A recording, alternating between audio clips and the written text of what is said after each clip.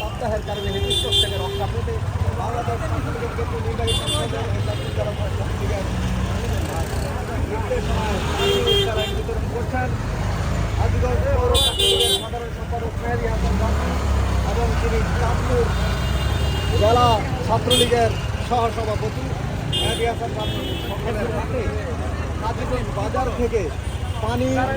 মতো ওরসালাইন বিতরণ করে যাচ্ছেন। দেখতে পাচ্ছেন সরাসরি তীব্র তাপদাহ এবং তীব্র গরমে সারা বাংলাদেশের মানুষের জীবন এই সময় নানাবিধ মানবতামূলক সেবা কল্যাণমূলক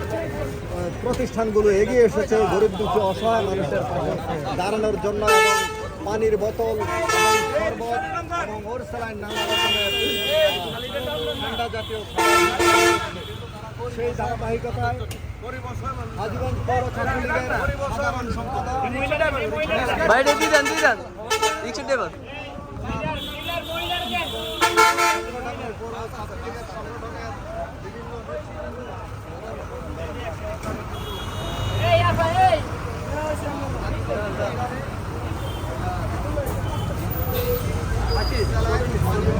ভিডিও